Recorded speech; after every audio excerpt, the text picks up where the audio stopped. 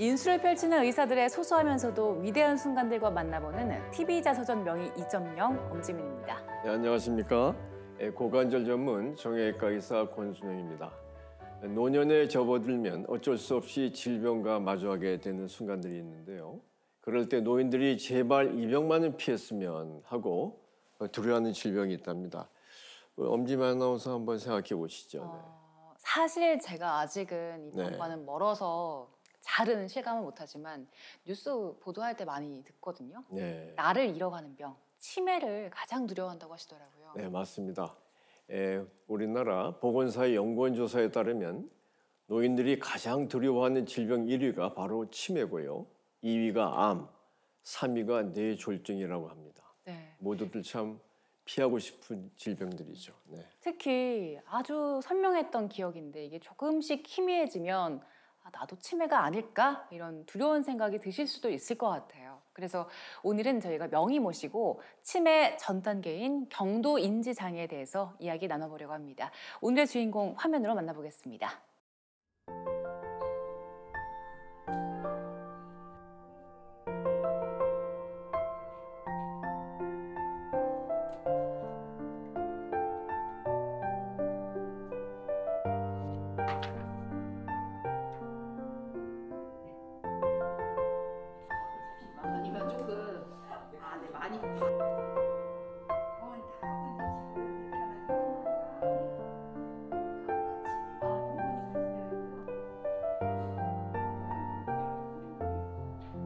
아직 뭐 치매는 아니지만 이거는 기억 저하의 인지 검사를 하면 테스트 점수가 나와요. 작년 11월 8일 날 요쯤에서 오셨는데 손을 머리 위로 올려보세요 하자는 거는 기억을 주는데 그러니까 만나서 나가 아버지 해보세요. 아버지 한번 따라해보세요. 아버지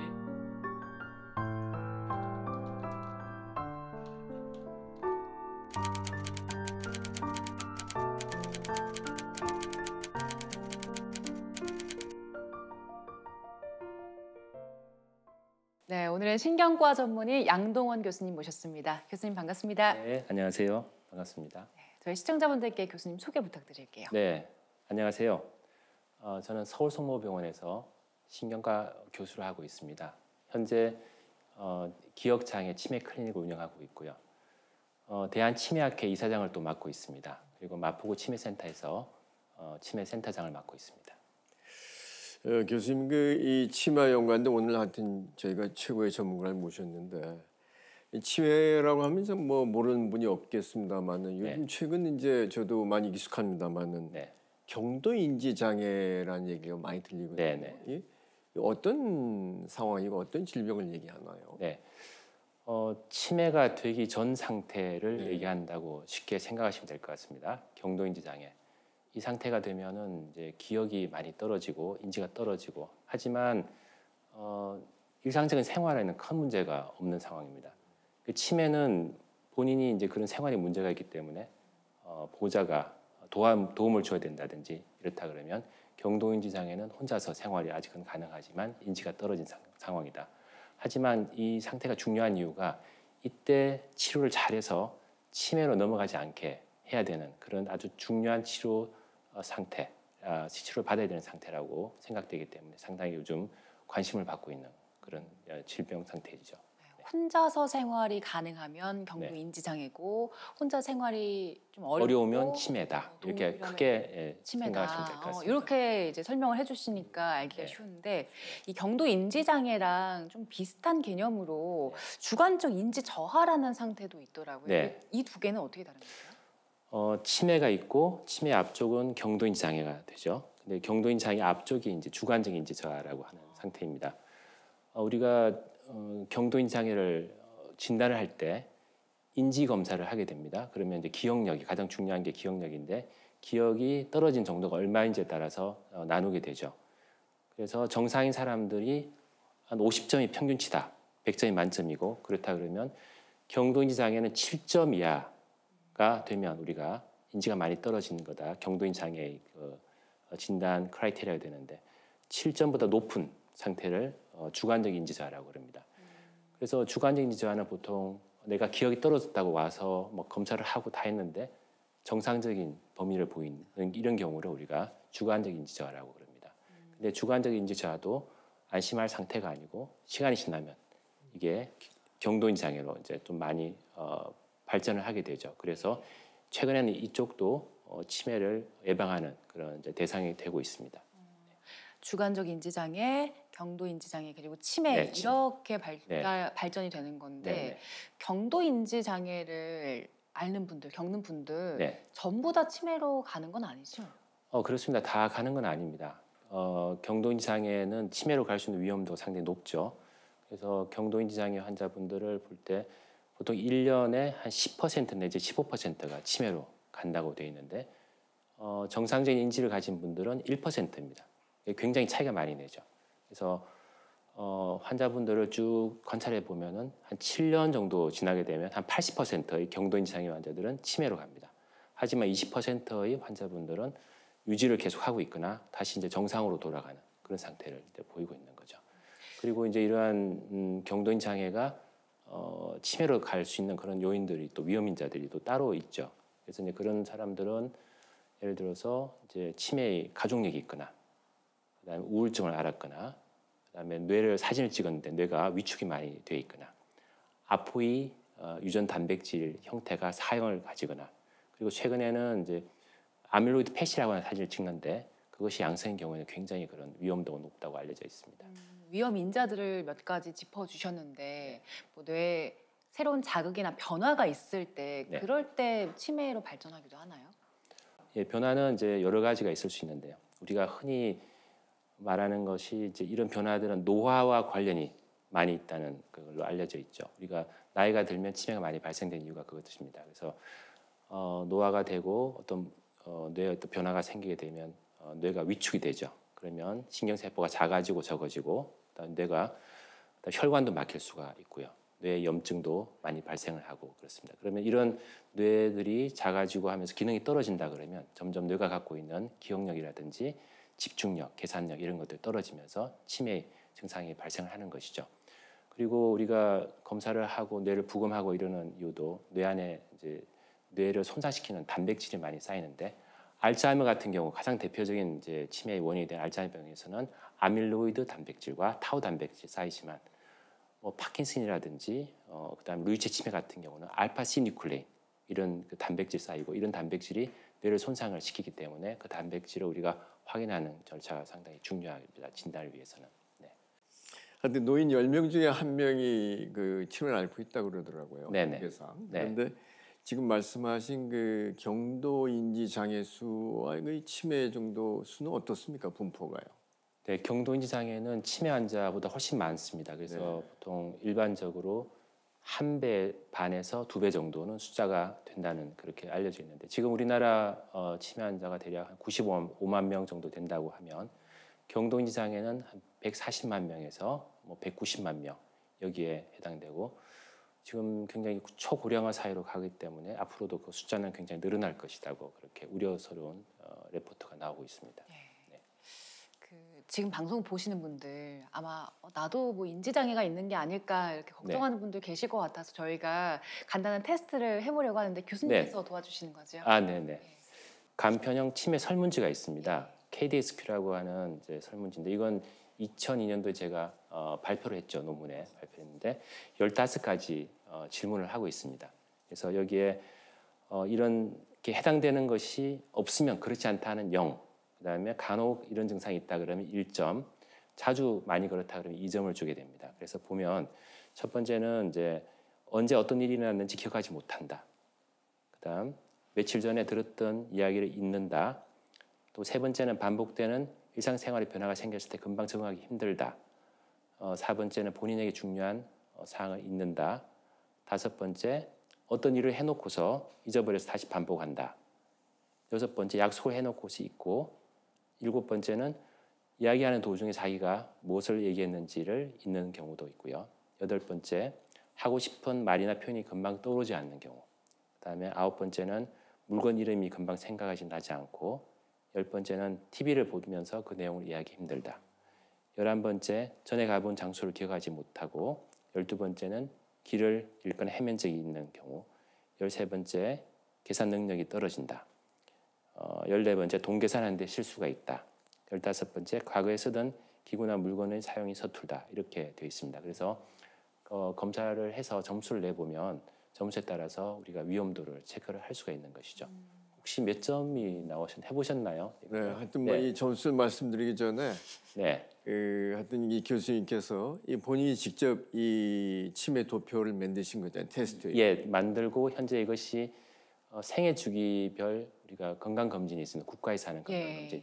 65세 이상이 되면 이걸 체크를 해서 점수가 일정 이상 높으면 병원에 가서 좀 검사를 받아보라고 그렇게 몇 하고 점부터 있습니다. 병원에 가셔야 되나요? 6점 이상인데 6점 이상. 혹시 6점 이상인지? 제가 사실 네, 이 방송 바로 전에 해보니까 정확하게 6점이 나왔습니다. 네, 6점이 나왔는데 제가 이제 1년 더 지나면은 지하철 패스가 나오거든요. 네, 그래서 아직 이 고령화에는 안 됐는데 네.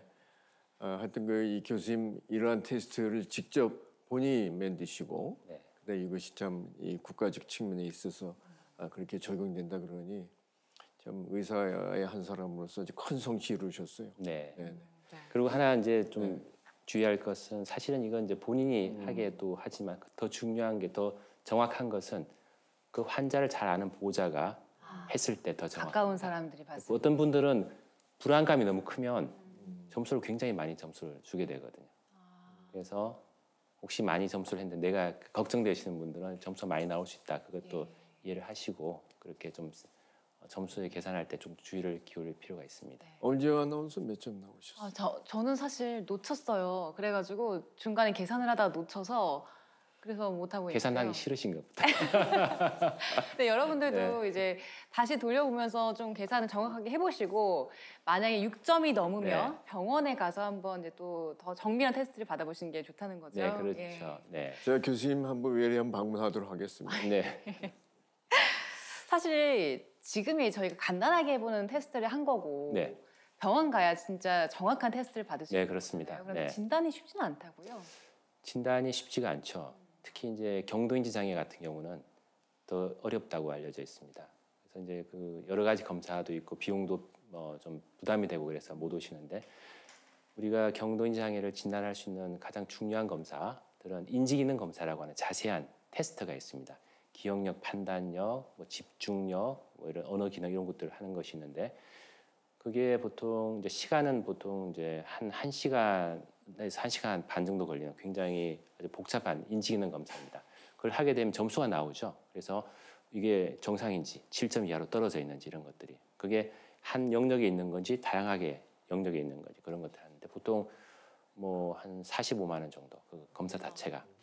하지만 이제 요즘은 치매 안심 센터가 굉장히 전국에 많이 있습니다. 그래서 그런데 가면 무료로 할 수가 있어요. 그래서 먼저 가서 도움을 받는 것들이 필요하고 만약 인지 기능이 떨어져서 경도인지 장애가 의심된다. 그래서 병원에 가게 되면 또 그게 또 더해서 MRI 사진을 찍어야 되죠. 비쌉니다. 그다음에 피 검사도 있고 유전자 검사도 있고 다양한 뇌파도 할 수도 있고 그리고 가장 비싼 것은 아무래도 아밀로이드 펫이라 그래서 머리에 알츠하이머 병이 있는지 없는지를 알 수 있는 이 검사가 있죠.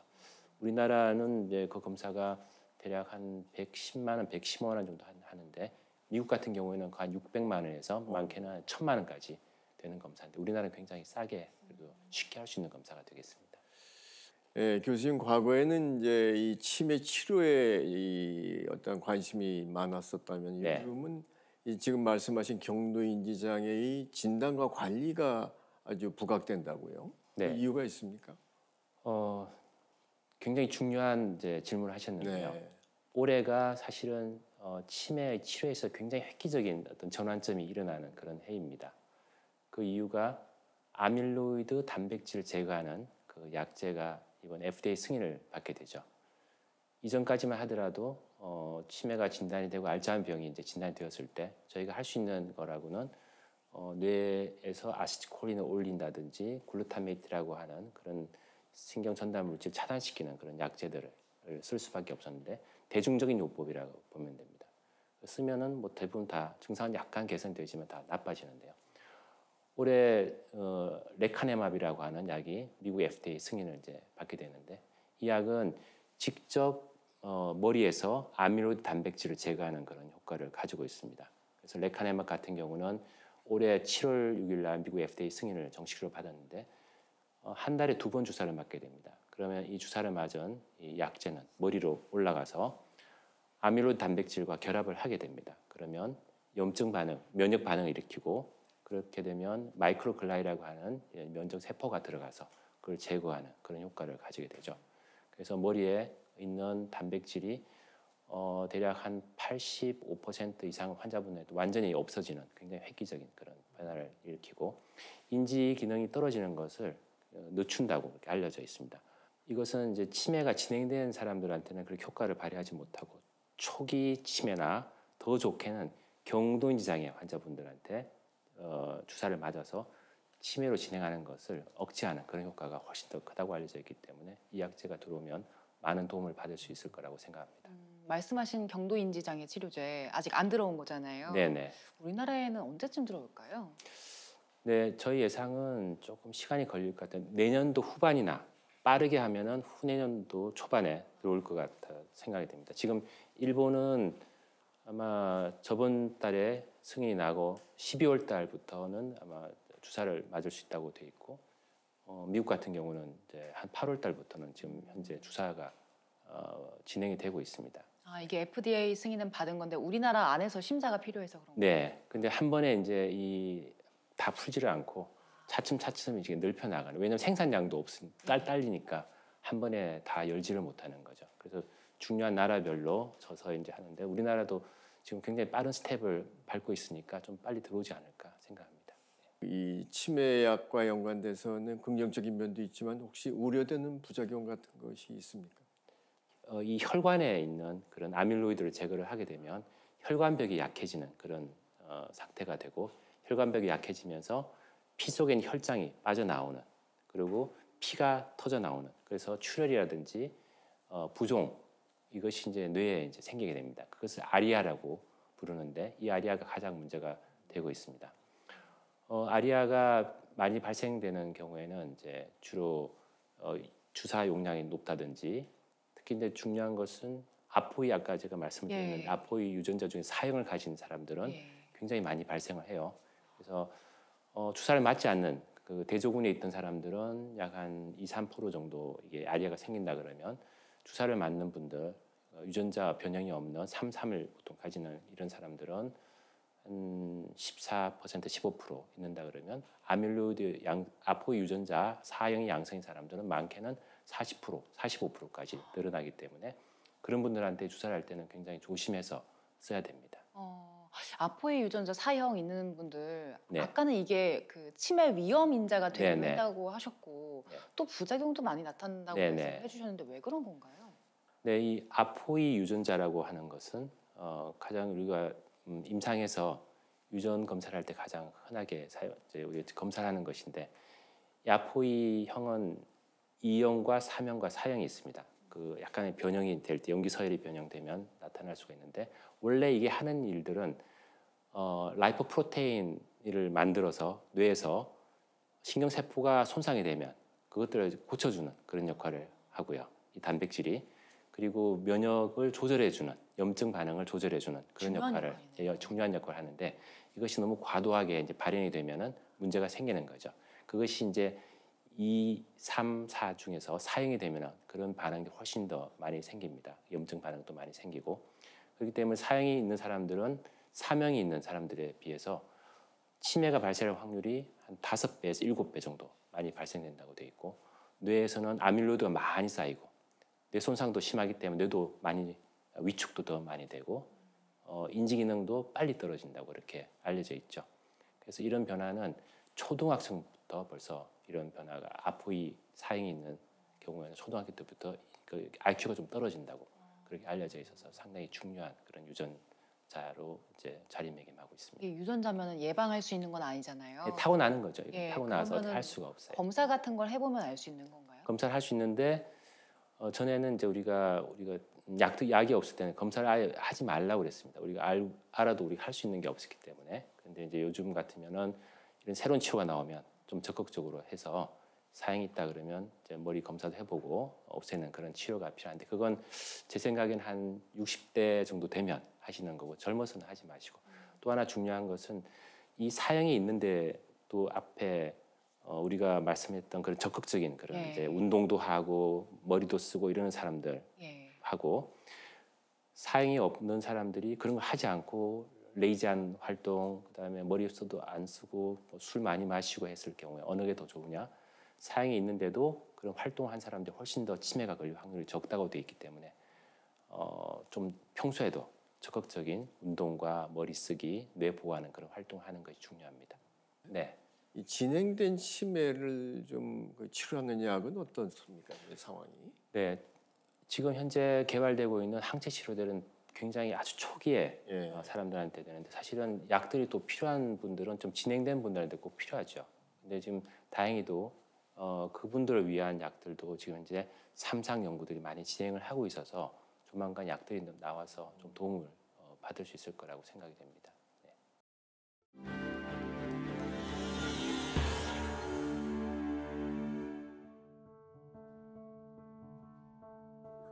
노인들이 가장 두려워하는 질병 1위, 치매.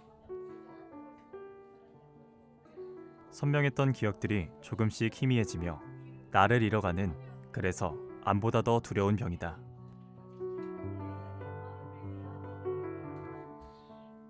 신경과 전문의 양동원 교수는 치매 분야 최고의 권위자다. 특히 그는 치매의 전 단계인 경도 인지장애에 대한 연구를 계속해왔다. 양 교수가 치매에 관심을 가지게 된 데에는 무엇보다 가족의 영향이 컸다. 개하고 호랑이를 짐승이라 그러고 치매가 제가 레지던트를 할 때만 하더라도 많이 발전된 부분이 아니었기 때문에 좀 더 개척을 해야 되는 그런 부분이 있었고 그다음에 가장 중요한 이제 계기는 저희 할머니께서 치매를 앓으셨기 때문에 그에 대해서 좀 더 많은 관심을 갖게 되었죠. 네. 어제 아침에 제가 눈을 떴는데 엄마가 안 계신 거예요, 집에. 얼마나 놀랬겠어요, 제가. 그렇게.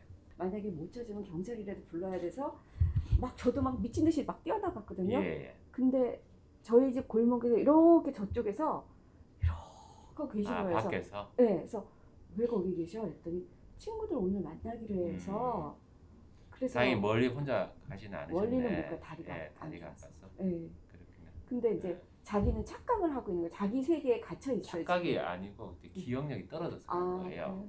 그게 기억이 이제 우리가 몇 시에 만나자. 그러니까 어르신은 이제 몇 시에 만나자는 거는 기억을 했는데. 못해요. 그러니까 만나자 했으면 나갔을 거 아니에요. 만나는 근데 것만 몇 시에 도대체 몇 몇 시에 어디서 네. 이거를 모르는 모르시는 거야. 거지. 네. 그래도 친구들랑 만나자 하는 걸 기억을 하신 네. 거란 말이에요. 그게. 그러니까. 안 되니까. 치매 환자의 특성상 양동원 교수의 외래 진료에는 보호자가 늘 동반한다. 했다고 생각을 한 거예요. 그리고서 청력 이 정도 떨어지면 양 교수는 환자들을 돌보느라 지치고 힘든 보호자들의 마음을 누구보다 잘 알고 있다. 저희도 환자로서 그리고 보호자로서 많이 궁금하고 답답한 부분이 많았고 물어볼 곳이 없으니까 전문가에게 물어보는 게 가장 좋은 건데 사실 그래서 그동안 인터넷에만 질문을 하고 그랬었거든요. 찾아보고. 근데 이제 선생님한테 물어봤을 때 선생님이 너무 병에 대해서 잘 알고 계시니까 시원하게 이렇게 답변도 해주시고 말씀해 주시고 그리고 그저 좋아질 거예요 막 이렇게 말씀해 주시는 게 아니라 정말 현실적으로 이렇게 말씀해 주시는 게 저는 오히려 좋았어요. 그게 더 저희 보호자로서 마음을 더 안심시켜 준다고 생각이 됐어요, 저는. 애들은 뭐 보이면 입으로 집어넣고 뭐 보이면 뭐 잡으려고 그러고 하는 것처럼 그런 거 나이가 들면서 전두엽이 발달하면서 억제가 되는데 이게 다시 이제 죽으면서 뭐 기능들이 자꾸 떨어지는 그런 거예요. 제 얘기 때 아버지 해보세요. 아버지 한번 따라해 보세요. 아버지 아버지 말을 하세요. 대화를 거의 못 하세요. 의사소통이 힘든 치매 환자들을 돌보며 마음이 힘들 때도 많았다는 양 교수. 그럴 때마다 마음을 다잡기 위해 마음속 주문을 외운다. 항상 환자분에 대한 관심을 가져라. 환자분을 열심히 보라. 그러니까 이제 최대한 모든 정성을 다해서 봐라. 이것이 이제 좌우명이라고 보시면 되겠습니다. 오전 진료가 끝나고 양동원 교수가 방문한 곳은 서울의 한 치매 안심센터다. 양 교수는 올해로 17년째 치매 안심센터장을 맡고 있다. 이곳에서 지역사회의 치매 예방과 치매 환자들을 관리하는 데 힘써왔다. 이번에 검사하신 그 결과를 보면 요게 이제 그 검사 결과예요. 근데 여기 막대기들이 있죠. 막대기 하나하나. 이게 인지 검사를 하면 테스트 점수가 나와요. 개별적으로. 첫 번째 건 되게 잘하셨어요. 이게 집중력이에요. 집중력은 84점. 이게 50점이 평균치, 50이 중간값이에요. 84점이면 좀 잘하신 거예요.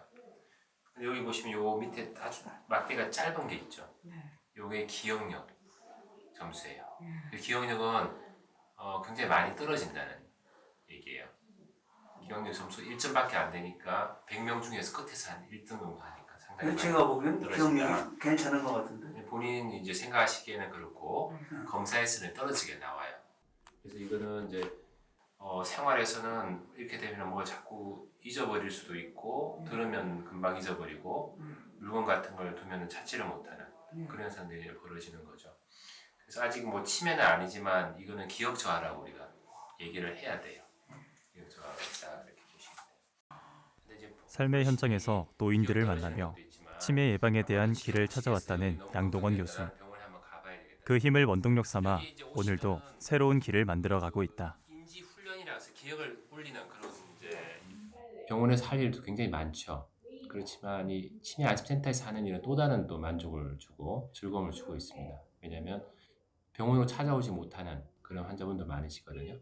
그런 분들은 여기 센터에서 그런 분들 도와서 진료를 조기에 발견해서 진료를 볼 수 있게 하는 그런 이제 어떤 만족감 그런 것들을 느끼고 있습니다.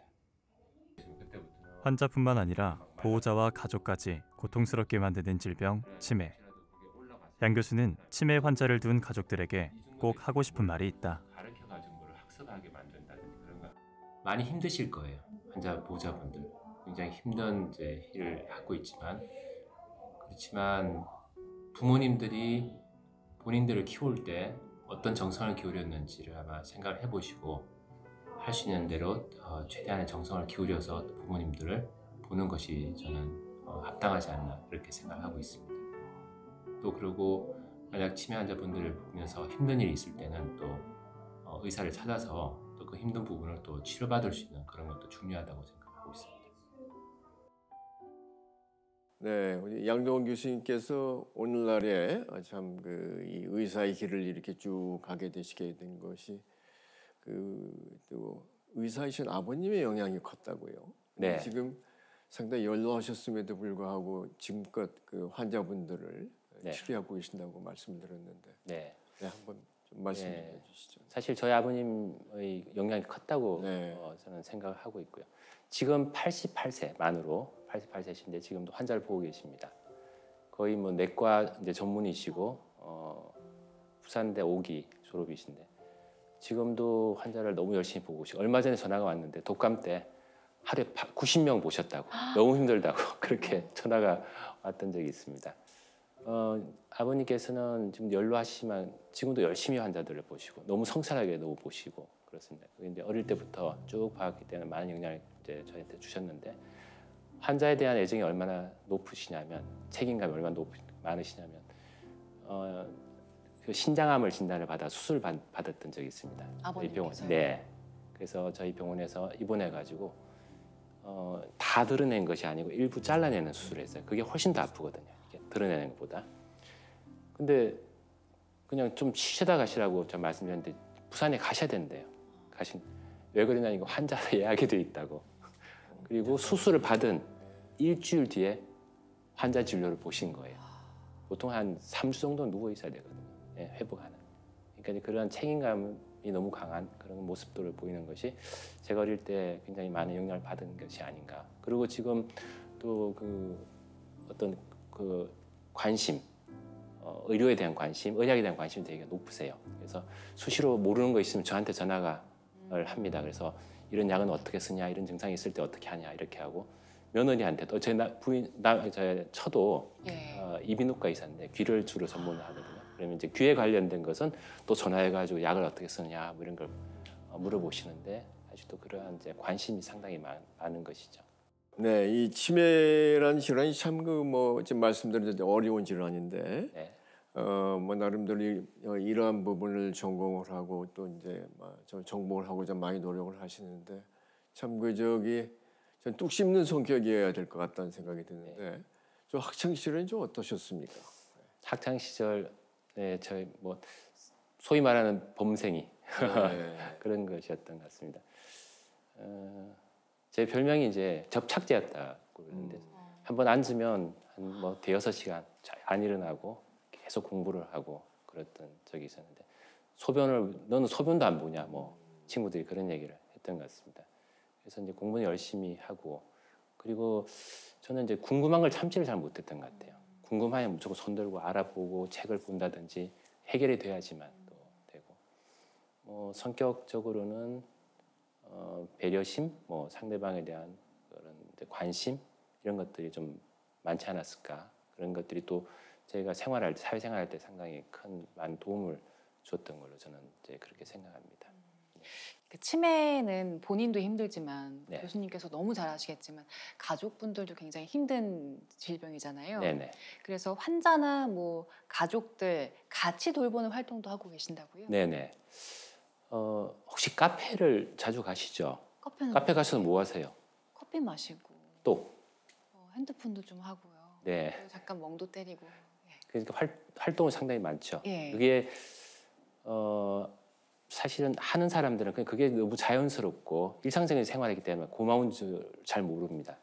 근데 치매가 앓거나 치매를 걸린 환자분이라든지 치매 보호자분들은 못 가요.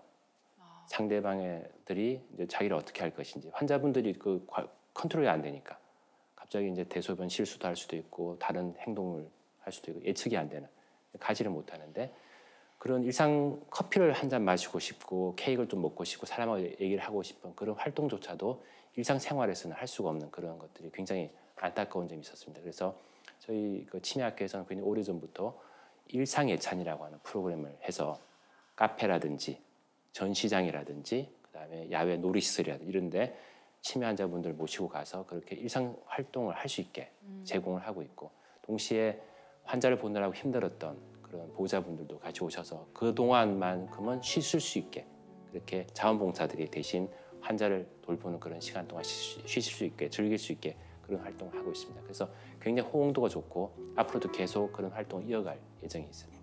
네. 진짜 큰 힘이 되실 것 같아요. 네. 병원에서 환자들 만나는 것뿐만이 아니라 교류 활동 그리고 환자 보호자들도 함께 돌보고 계시는 건데 네. 또 지금 마포구 치매 안심센터장으로도 계시잖아요. 굉장히 네. 오랫동안 계셨는데 여기서 네. 어떤 활동하시나요?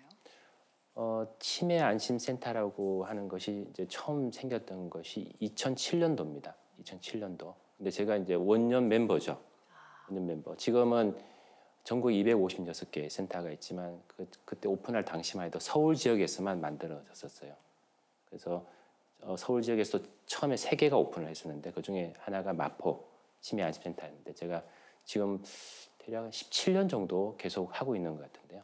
거기서는 치매 환자들을 발굴을 하고 환자들을 검사를 해서 환자분들이 치매라 그러면 또 병원으로 연계하는 그런 사업, 그다음에 치매에 대한 인식을 개선을 하는 거, 데이터 관리 이런 것들을 하고 있죠. 그리고 지역 자원이 있으면 그 지역 자원을 쓸 수 있게 사람들을 연계시켜서 관리를 하는 그런 프로그램들이 있고요. 그리고 또 중요한 것 중에 하나는 경도인지 장애나 주관적인지 저하 환자분들이 뇌 활동을 할 수 있고 움직이고 운동할 수 있게 그래서 치매를 예방할 수 있는 그 프로그램들을 하기 때문에 인지 기능이 유지가 될 수 있는 그런 프로그램도 돈을 받지 않고 하는 그런 것들이 상당히 중요한 활동이라고 하고 혹시 주위에 이제 치매를 앓거나 아니면 그런 도움이 필요하신 분들은 주위에서 치매 안심센터를 찾아보면 각 구청마다 하나씩, 구마다 하나씩은 다 있으니까 굉장히 많은 도움을 받으실 수 있을 겁니다. 교수님, 그리고 정말 많은 환자들 만나오셨을 텐데 네. 기억에 남는 분들 좀 계실 것 같아요. 굉장히 많은 분들이 기억에 남는데 한 분을 꼽자 그러면 이제 할머님 한 분이 계신데 그분은 한 10년 이상 저한테 이제 다니시죠. 외래를 다니시는데 처음에 경도인지장애부터 이제 다니셨어요. 근데 지금은 안타깝게 이제 치매가 굉장히 심한 상태에 있습니다. 치매가 심해지면 보호자분이 모시고 오기 굉장히 힘들어요. 그런데 이제 그 보호자분이 매번 오실 때마다 같이 할머니랑 오시는데 제가 그래서 보호자분 힘드시면 할머님은 그냥 집에다가 두시고 오셔서 약만 받아가시라고 필요할 때만 오시면 됩니다. 검사를 하실 때는 그렇게 하니까 보호자분께서는 그렇게 얘기하시더라고요. 할머님이 여기 오는 걸 좋아한다. 교수님을 꼭 얼굴을 보고 가야지 좀 마음이 편하다. 그렇게 얘기를 하십니다. 그래서 제가 할머님한테 여쭤봤습니다. 할머니 저 기억하세요? 이렇게 하니까 에 몰라 그렇게 얘기하세요. 하지만 뭐 얼굴은 참 선하게 생겼네 그러시면서 말씀하고 나가시는 걸 볼 때마다 가슴이 찡하죠. 네. 열심히 해야 되겠다, 잘해야 되겠다 그런 생각이 듭니다. 그 가족들이 말씀하신 것처럼 굉장히 힘든 병이고 또 길잖아요. 네네. 오랫동안 보셔야 되잖아요. 가족들이 환자를 볼 때 네. 이것만큼은 꼭 신경을 써야 된다라는 게 있다면 뭐가 있을까요? 네. 저는 이제 환자도 중요하지만 환자 보호자도 상당히 중요하다고 생각합니다. 이 환자를 보는 보호자들은 엄청난 큰 스트레스를 이제 받게 되는 것이고 자기 몸의 관리를 잘 못하게 됩니다. 이제 스트레스를 받으면 생길 수 있는 두통, 뭐 우울증, 그다음에 심장병, 고혈압, 당뇨 이런 것들이 생기는데 환자들 생각하니까 딱 스스로는 또 관리를 받지를 못해요. 그래서 외국 같은 경우는 그런 이제 보호자를 invisible patient, 보이지 않는 환자라고 그럽니다. 왜냐하면 환자한테만 너무 관심을 가지니까 본인은 뒤천으로 처지기 때문에 그래서 이런 분들도 꼭 관리를 받아서 스스로 몸이 건강해야지 환자를 볼 수 있다는 그 점을 해서 문제가 생기면 꼭 병원에서 치료를 받게 하는 게 좋겠고요.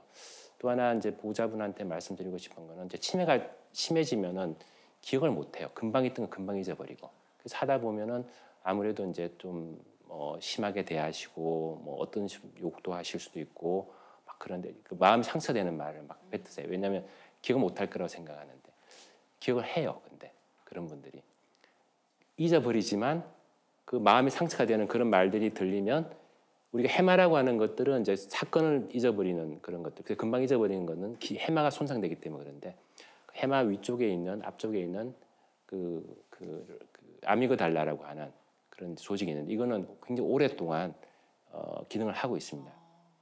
근데 편도핵이라고 하는 아미그달라 이것이 그런 감정을 기억을 하게 되거든요. 그래서 우리가 왜 나쁜 것은 오랫동안 기억을 하지 않습니까? 그래서 이 아미그달라 편도핵에서 기억을 하는 건데 이게 작동을 하고 있어요. 그래서 말씀하실 때 좀 조심해서 말씀하시는 것이 꼭 필요합니다.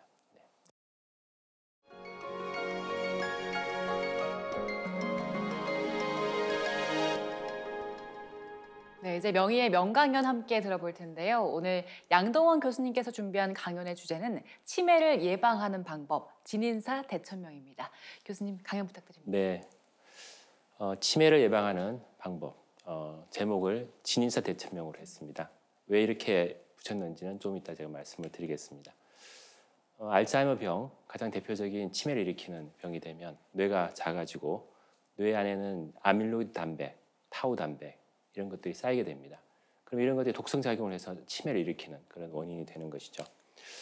그러면 치매를 일으키는데 아밀로이드 단백이 쌓이고 아밀로이드 단백질을 가진 알츠하이머 병이 있으면 다 치매가 걸릴까요? 그러지는 않는다고 알려져 있습니다. 여기에 있는 타임즈지 모델을 하신 이 메리 수녀님이 그 대표적인 예입니다. 이 메리 수녀님은 노틀담 교육 수녀회 수녀님이세요. 그래서 이 넌스타디라고 해서 굉장히 유명한 치매에서는 그런 연구가 있는데 이 연구에 들어가셨던 그 치매를 이제 알았던 여러 수녀님들은 돌아가시고 나서 뇌를 해부를 하게 됩니다. 그래서 뇌에 어떤 변화가 있는지를 알게 되는데 이 수녀님이 돌아가신 게 104살 때. 그 당시에 너무 정정하시고 인지도 좋고 그래서 대부분의 연구하던 사람들은 메리 수님께서는 아마 머리는 괜찮을 거라고 그렇게 생각했습니다. 근데 실제로 해부를 해보니까 아주 심한 알츠하이머 병을 앓았다는 거예요. 그러니까 아밀로이드 단백이 쌓이는 알츠하이머 병을 앓고 있어도 치매가 안 걸릴 수 있다는 그런 것들을 몸소 이제 보여주셨던 그런 케이스가 되겠습니다. 우리가 치매를 일으키는 그 위험 인자라고 하는 것들은 굉장히 많습니다. 근데 우리가 어떻게 할 수 없는 것들이 있어요. 유전적인 어떤 변이라든지 성별이라든지 이런 것들 우리가 변경을 할 수가 없는데 조절이 가능한 치매 위험 인자가 있습니다.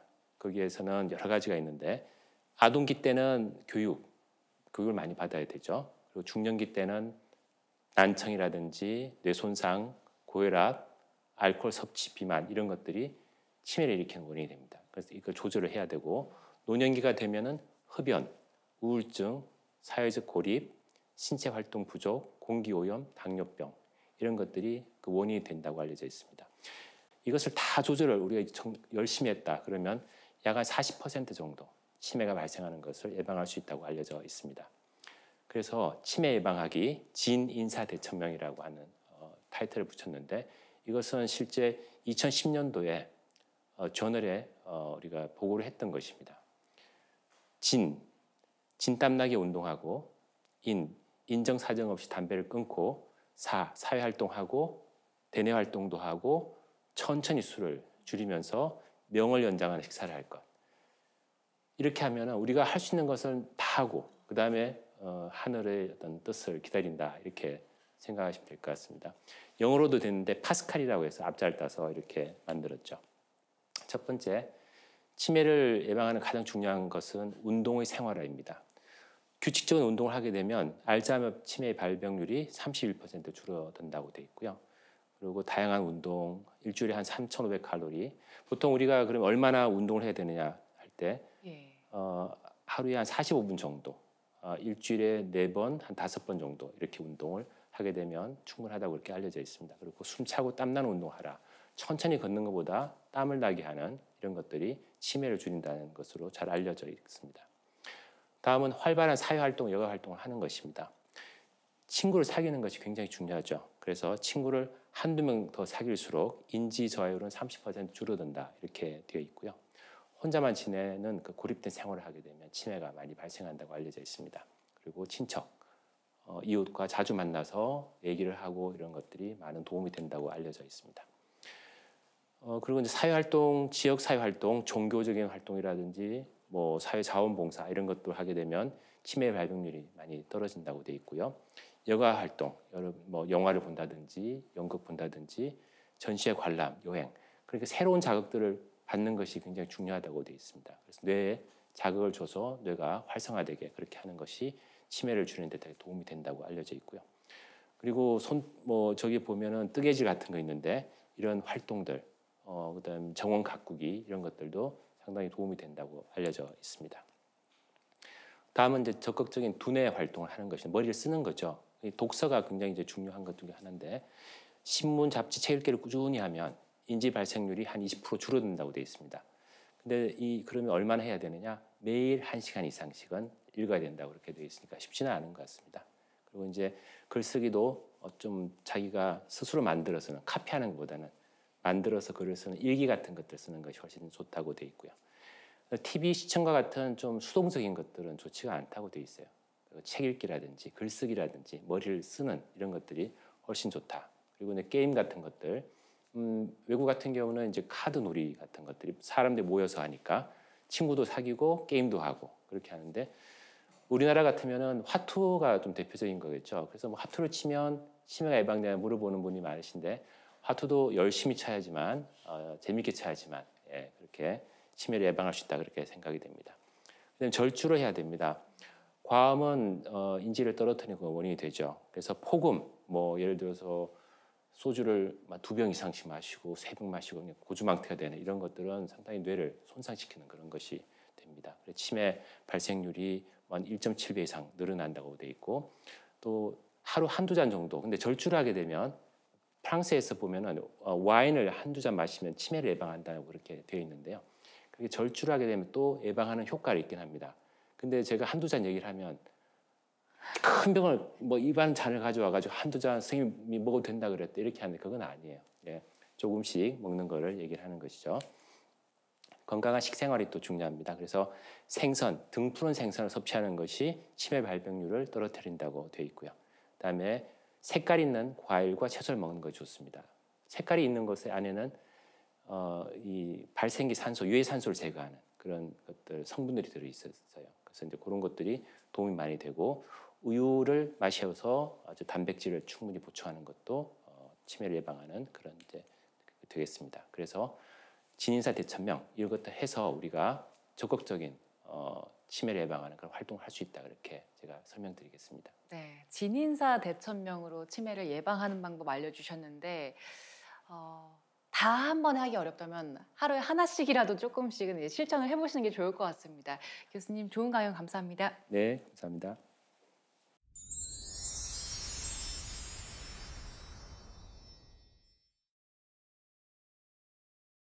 네, 저희 이제 공식 질문 드릴 건데요. 네. 서양에서는 네. 내 어머니, 내 가족을 맡길 수 있는 사람을 명의라고 보더라고요. 네네. 교수님께서 생각하시는 명의는 어떤 사람인가요? 명의. 저는 일단 첫 번째는 실력이 있어야 된다고 생각합니다. 실력이 없으면 그건 명의가 아니죠. 근데 실력만 있다고 명의라고 할 수는 없을 것 같아요. 실력 위에 존재를 또 해야 되는 것이 환자에 대한 사랑. 그다음 이제 그런 환자분들을 따뜻하게 품을 수 있는 그런 마음 이런 것들이 있어야 되기 때문에 그런 것이 없으면 그 환자분들을 좋게 만들 수가 없다고 저는 생각합니다. 저희 부모님께서 저한테 항상 하시는 말씀이 있어요. 제가 이제 추석이나 설 때 내려가면 귀에 따갑게 듣는데 환자분들한테 친절하게 하라 이겁니다. 아마 저희 아버님도 어머님도 그 환자로서의 그 의사를 대할 때는 그런 점이 굉장히 마음에 닿았기 때문에 그런 걸 말씀하지 않을까 그렇게 생각합니다. 네. 그리고 저희 신청곡도 받고 있는데요. 네. 듣고 싶은 노래 있으세요? 저는 이제 정말 피곤할 때 듣는 그 곡이 있는데 베토벤 피아노 협주곡 5번 황제. 그걸 이제 듣는 게 굉장히 환자들이 제가 지칠 때가 많습니다. 에너지가 고갈이 되고 집에 오면 아무것도 하기 싫은 그런 것이 있을 때 제가 그걸 들으면 그 오케스트라의 굉장히 웅장한 그런 이제 그런 소리, 그다음 피아노에서 나타나는 그런 화려하고 그런 사람의 에너지를 좀 보충하는 그런 이제 느낌을 제가 받을 수 있기 때문에 듣는 거죠. 굉장히 즐기며 듣고 있습니다. 네, 교수님 지금까지 아주 다양한 일들을 많이 이제 추진하고 해오시고 그러셨는데 혹시 네. 앞으로 더욱더 또 성취하고 싶은 그러한 영역이 있습니까? 네. 제가 이제 정년이 한 7년 정도 남았는데요. 그 전에 제가 하고 싶은 것이 딱 두 가지가 있습니다. 하나는 지금 현재 주관적 인지 저하 환자분들이 코호트가 있는데 이분들을 끌고 나가고 있는 게 어떤 사람들이 이 주관적 인지 저하에서 경도인지 장애로 또는 치매로 가는 그런 팩터가 되는 건지 그것을 이제 밝혀내기 위한 장기 추적 그런 코호트인데 아마 지금까지 5년을 했는데 앞으로 한 7년까지만 하면 뭔가 답이 나올 것 같아요. 그래서 향후에 이제 저희가 치료할 때 그런 자료들이 많은 도움이 되지 않을까 하는 그런 거 하나랑 또 대한치매학회가 전 세계에서 좀 나서려고 하면은 큰 학회를 유치하는 것이 필요한데요. AAIC라고 하는 세계에서 가장 큰 치매학회가 있습니다. 국제 치매학회가 그것을 우리나라에서 유치를 하면 좋은데 이게 유럽하고 미국하고 왔다 갔다 경연제로 이루어지는데 꼭 아시아권에도 한국에서도 좀 처음으로 아마 유치를 했으면 하는 그런 바람이 있습니다. 네, 교수님께서 지금 말씀하신 세계 국제학회를 비롯해서 소망하시는 바를 정년 전까지 꼭 성취하시길 저희가 기대하겠습니다. 네, 함께 응원하겠습니다. 오늘 함께 해주셔서 고맙습니다. 네, 감사합니다. 지도와 주소를 외워야 하는 런던 택시기사들과 일정한 노선만 달리는 버스기사들의 뇌 속의 해마를 비교해봤더니 택시기사들이 해마가 더 커져 있었다는 연구 결과가 있었다고 합니다. 결국 복잡하고 어려운 생각을 많이 하는 것이 치매를 예방할 수 있는 방법이라는 그런 의미겠죠. 네, 맞습니다. 사실 머리를 쓴다는 게 좀 귀찮을 수도 있고요. 그렇습니다. 어려울 수도 있지만요. 뇌 근육을 잘 발달시켜야 치매 예방에 도움이 된다고 하니까요. 오늘도 여러분 생활 속에서 뇌 운동 많이 하시면 좋겠습니다. 네, TV 자서전 명의 2.0 다음 시간에도 질병을 정복하기 위해서 노력하고 도전하는 명의분들을 모시고 다시 찾아뵙겠습니다. 네, 오늘도 함께해 주신 여러분 고맙습니다.